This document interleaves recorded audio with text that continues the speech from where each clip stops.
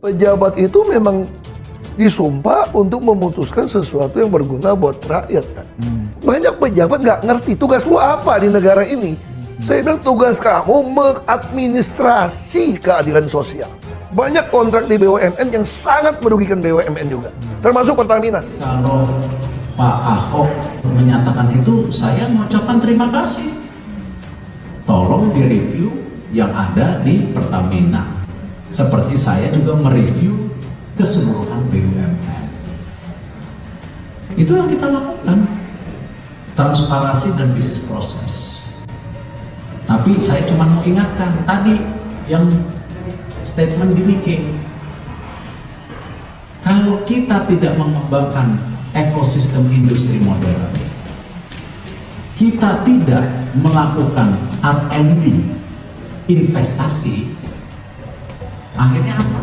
Kita tertinggal. Nah, karena itu apa yang disampaikan Pak Ahok ini memang sesuatu hal barangkali benar apa yang disampaikan, tetapi karena persoalannya adalah internal, saya rasa memang itu lebih baik diselesaikan secara internal untuk Pertaminanya. Tetapi untuk BUMN yang lain lah, ini memang perlu menjadi kajian lebih lanjut, apakah kemudian pernyataan Ahok ini memang menggambarkan secara keseluruhan bahwa selama ini pembenahan atau restrukturisasi di BUMN itu tidak berjalan optimal gitu loh. Saya heran dengan para pembenci Ahok. Bisa dibilang karir Ahok di politik sudah tidak akan bisa maksimal.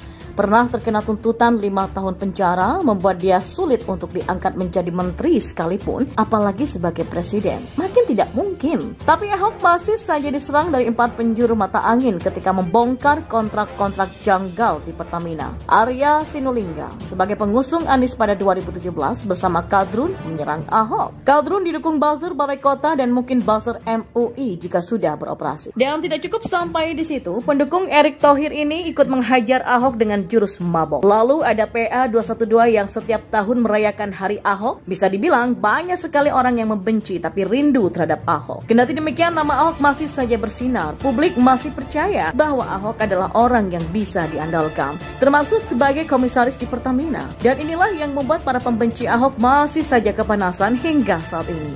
Sedikit saja berkata, maka akan diserang dari 4 penjuru mata angin. Di lain sisi, para pendukung Ahok masih belum bisa move on. Desainer asal Bali, Niluh Jelantik contohnya, beliau menyebut Ahok mana Ahok ketika mengomentari banjir yang terjadi di Pulau Bali. Maksudnya Mbok Niluh meminta Ahok untuk mengatasi banjir di Bali. Itu kan cuma bercanda aja. Penulisnya lebay. Mungkin ada yang berkata seperti itu ketika Anda mendengarkan saya. Tapi oke lah, nggak apa-apa. Saya akan memberikan bukti lain kalau banyak masyarakat yang masih percaya kepada Ahok. Baru-baru ini Ahok berkunjung ke Aceh. Beliau meninjau PT Perta Arun Gas atau PAG, anak usaha Pertamina. Lalu tiba-tiba Ahok digeruduk oleh sejumlah mak-mak yang meminta bantuan Ahok. Mereka tergabung dalam ikatan keluarga besar Belang Lanceng atau Iqbal. Saya jadi ingat ada gubernur yang pernah masuk got berkunjung ke Papua. Jangankan disambut, orang lihat mukanya saja sudah muak mungkin ya. Ini hanya salah satu bukti bahwa Ahok masih dianggap sebagai orang yang bisa dipercaya. Bagaimana tidak? Aceh adalah salah satu wilayah yang menolak Ahok. Banyak kadrun di sana yang sangat benci Ahok. Tapi begitu datang, ramai-ramai mereka menemui Ahok untuk membantu mereka menyelesaikan masalah. Masalah apakah itu? Kami masyarakat Iqbal selaku pemilik tanah adat leluhur meminta kepada Ahok untuk mengaudit PT Pertamina atas anggaran dana, sarana, dan prasarana milik masyarakat yang tergusur pada tahun 1974. Kata Syamsuddin kepada wartawan pada Senin kemarin. Buset, ini mah kasus zaman purba. Saya aja belum lahir tahun segitu ya. Kok baru diadukan sekarang kepada Ahok? Ini sudah 2021 loh, hampir 50 tahun. Apakah selama 50 tahun warga Aceh tidak punya DPRD? Kemana pejabat-pejabat terkait Aceh selama ini? Ini parah sih ya. Kasus ini hampir 50 tahun diadukannya sekarang. Ahok sekalipun akan bingung kalau sudah 50 tahun penelusurannya bisa panjang. Apakah warga Aceh takut mengadu dan protes kepada DPRD? Apakah protes di Aceh akan dikenakan hukuman cambuk? Tampaknya bukan itu masalahnya. Memang ini banyak kasus lama yang masih belum selesai di negara ini.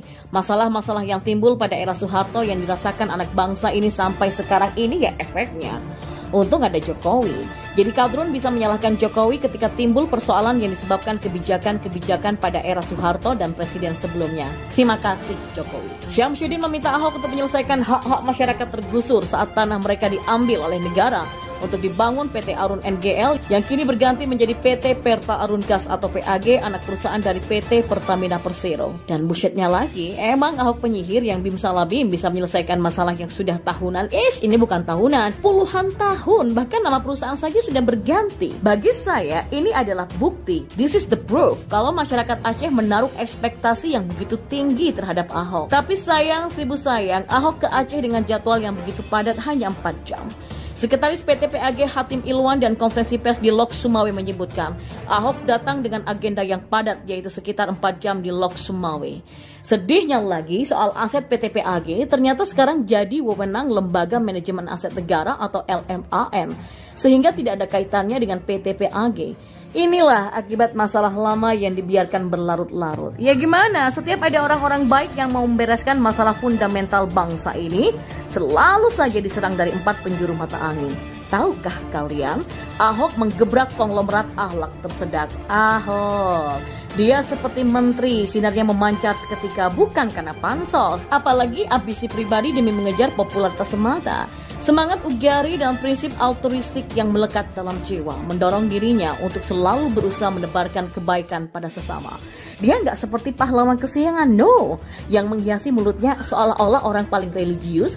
Namun ketika budaya korupsi yang sudah menjadi tradisi di badan usaha negara di bawah kementerian yang dipimpinnya terkuak, tak terdengar lagi kata akhlak yang biasa dan secara jumawa sering diucapkan. Negeri ini seperti altar yang banyak memberikan panggung bagi pemeran antagonis, seolah-olah orang yang paling agamis. Padahal di balik semua itu mereka hanyalah sekumpulan birokrat hipokrit yang perlahan dan pasti akan membuat negeri ini jatuh pailit. Sudah lama saya mengamati sepak terjang manusia satu ini, namun tak cukup bukti untuk mengeliti. Sampai akhirnya sang waktu menyingkap sisi gelap membuat kita semua terkesiap. Bangsat. Ternyata mereka hanyalah segerombolan gengat, bukan lebah yang menghasilkan madu yang selama ini dianggap sebagai figur yang dapat digugu dan ditiru. Ternyata dia ini bukan konglomerat yang peduli nasib masyarakat yang sepanjang hidupnya bergulat ketat dalam derah hidup yang semakin melarat. Seperti inikah orang-orang yang mengagung-agungkan kata akhlak yang hampir memenuhi setiap ruang acara talk show? Sementara di banyak sudut berkelompok orang tak memahami apa itu akhlak dan memang tak penting juga untuk mereka simak. Mereka hanya tahu penderitaan telah memasung dan tak mau berdamai dengan hidup. Mereka hanya tahu masa depan redup. Mereka hanya mengerti tuntutan perut. Berbicara akhlak bisa membuat mereka tersudut. Bagaimana mungkin menjejali mereka dengan konsepsi akhlak yang tak patut? Menggunakan ratusan miliar yang menutupi perusahaan yang bangkrut karena praktik korup, diksi dana talangan pun digunakan untuk memanipulasi, menolak dikritisi karena permainan kolusi prosentasi, menutupi perusahaan yang merugi tapi 40% sahamnya dikuasai swasta, sementara negara sebagai pemegang saham 60% mau dikadali dengan bertindak sebagai penjamin dan praktik haram lewat gimmick penyelamatan aset.